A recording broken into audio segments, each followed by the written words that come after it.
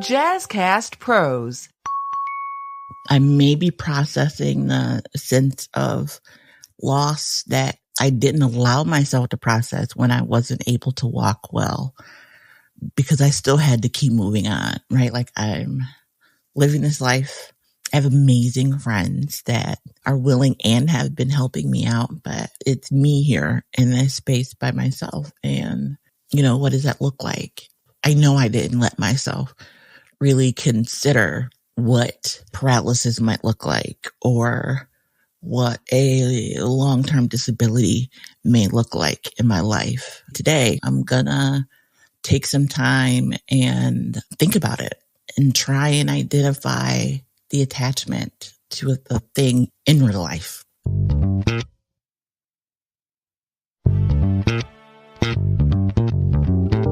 Welcome to Healthy Illness, the podcast that is helping you build healthier relationships while living with mental health conditions. I am your host, Kelly Marie.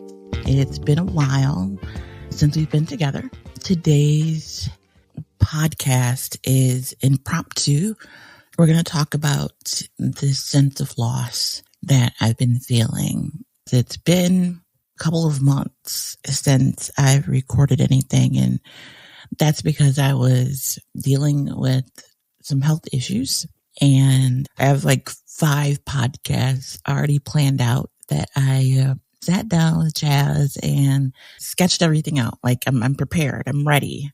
But I woke up this morning feeling sad, just feeling lost. Not lost like I don't know where I'm going with the T, like can't find direction, but lost. I'm grieving something. I don't quite know what it is, but I couldn't shake it. And so I made a promise that I would be completely transparent. I think I'm probably grieving a lot of things and finally stable enough to process them. What do I mean by that? I mean that probably, because, I'm no scientist, I'm no licensed mental health professional. I'm a peer living this life, growing and all of those things with you. So what I think has happened with what I know about borderline personality disorder and just mental illness in general and mental health conditions is that the more stress you're under, and the more things that you're going through, the mind will protect itself. And I believe I've been living in protection mode because of the health issue.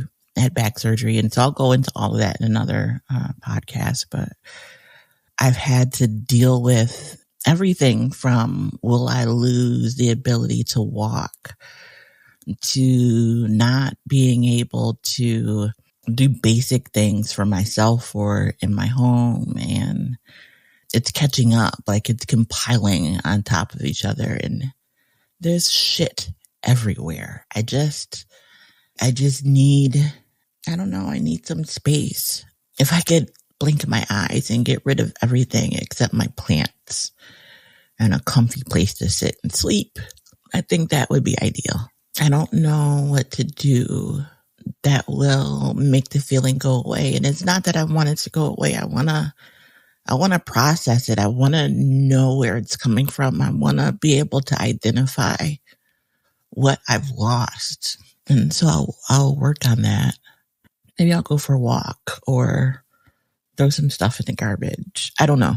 I don't know exactly how I'm going to get through this. I know that I will, even if I do nothing except sit back and feel the feelings, but I want to make it more useful to me, to my healing process. And one of the things that I know I struggle with is identifying emotions and what those emotions mean and how they work in my brain and my life. I want to not dwell on it too long, but that's the thing about doing the work. You have to take time and dig deep into a thing to be able to pull out the root.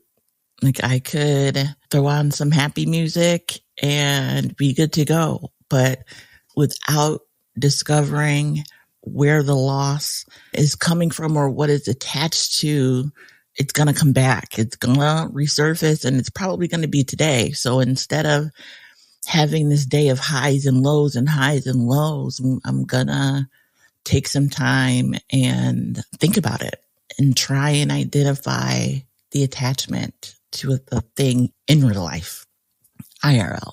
So I may be processing the sense of loss that I didn't allow myself to process when I wasn't able to walk well, because I still had to keep moving on, right? Like, I'm living this life.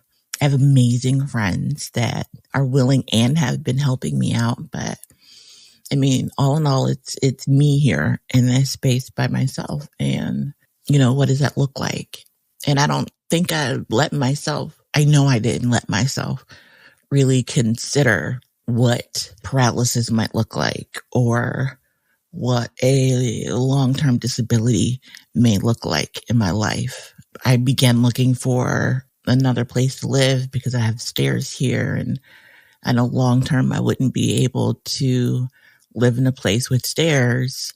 And so I did begin to do that piece of it. That was the only thing, and that was more practical than emotional, right? Like, you can't live someplace with stairs if you can't go up and down the stairs. And so I didn't take time to really cry it out or feel the feelings. And now that I am better, I think my brain is saying, okay, now you can process all of that shit, because that was a lot. I think too, getting older and being alone is something that could be a part of that process. If something were to happen to me here, who would know? That's not a reason to live with somebody, but there are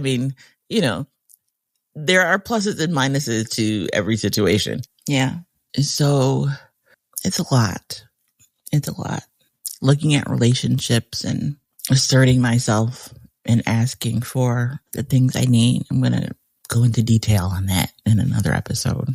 But that has been something that has been weighing heavily on me. Surprisingly, though, work has not. I have a fabulous team, and they're kicking ass. And so I have no concerns that the 9 to 5 is being taken care of, which is great to be able to not have that be one of the things that is on my list of things weighing me down. Not weighing me down. It's not really weighing me down, but I do feel the weight of the emotion, right? This sense of grief, of loss. We are coming up on Mother's Day, and I'm not big on holidays. I think you should appreciate someone every day, not one day of the year. And so I'm not super huge on Mother's Day, but I get tired of explaining that to people when they ask, "Oh, what are you doing for Mother's Day?" Nothing. Sitting in my chair watching TV or whatever, putting together Legos. So. But we are also coming on the 1-year anniversary of the massacre here in Buffalo.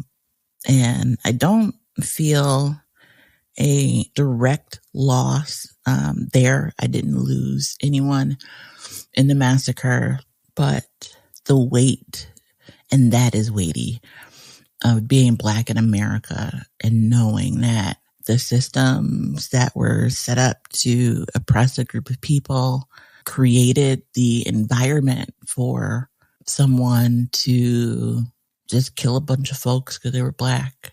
Those two things, the reconciling of my mobility and, the anniversary of the massacre from a perspective of being Black in America, are probably the two things that are weighing heaviest on me. And so I can't change being Black in America. I am Black, and I live in the United States of America.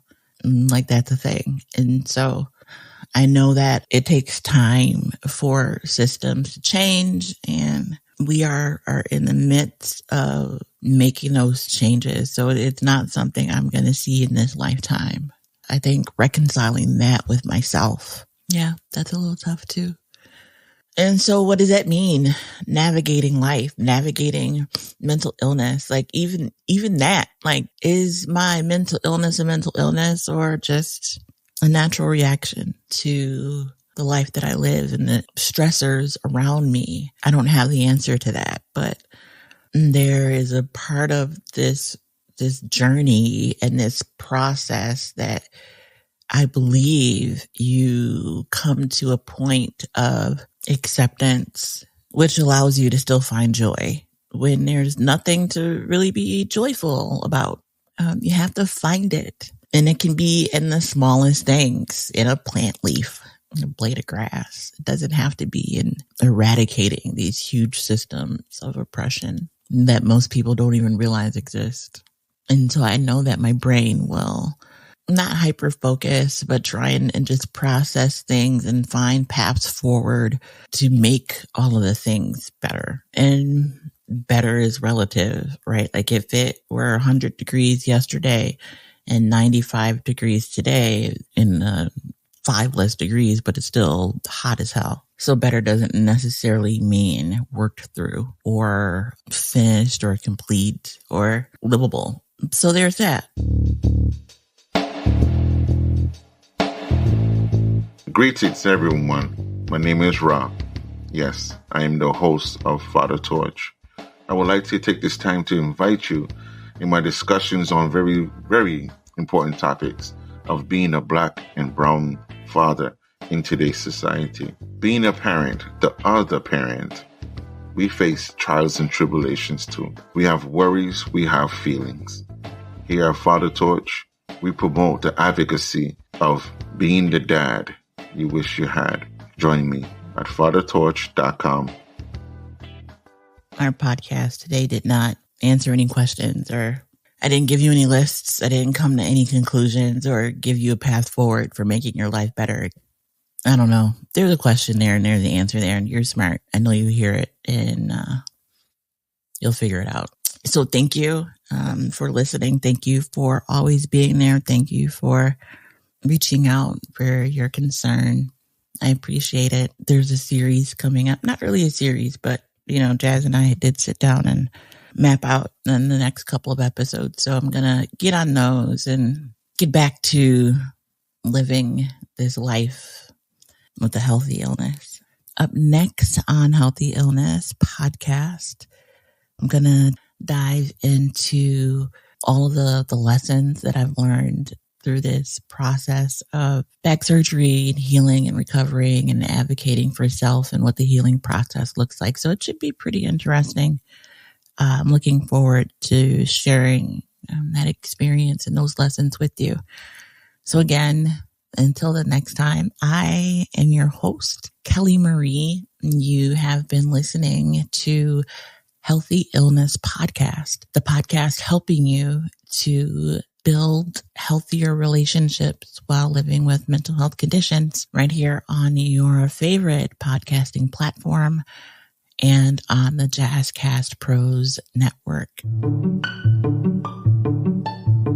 Hey, if you like this episode, check out Getting Real with Bossy, where we chat about what it's like to be a woman business owner. You'll hear interviews with women who are doing what it takes to succeed and the reality of what that looks like. We cover all the topics, figuring out the rules and regulations, navigating business partnerships, even if that's your spouse, motherhood while running a business, working within your values, and all the ups and downs of being the boss. Are you ready to get real? Pop over to our podcast, Getting Real with Bossy. Fantastic. If this was good to you, if you are digging Healthy Illness Podcast, if you like the work, if you want to support the work, I encourage you to do so. You can do that. There's a link to actually PayPal, so you can help support the work that Healthy Illness is doing to help people build healthier relationships while living with mental health conditions. So if you need someone to talk to, right, you can dial 988 on your phone. And no matter where you are in the continental U.S., 988 will connect you to the national crisis line. You don't have to be in crisis to call, but if you need someone to talk to, you can call 988. You can also text 741-741 because we're not always in a position to be able to make a phone call when we need to talk to someone. So you can text 741-741. Both places, the text line and the phone line, are staffed with professionals that are able to talk to you and get you through whatever situation you're going through in the moment. So until the next time, I encourage you to be the light. You never know when someone is having their darkest day, you can be the light for them. That could be opening a door, holding an elevator, saying good morning, stopping and waiting for someone to respond when you say, hey, how are you? So many ways you can be the light. Hey, just by showing up, by listening, by being your best you. All right, until the next time.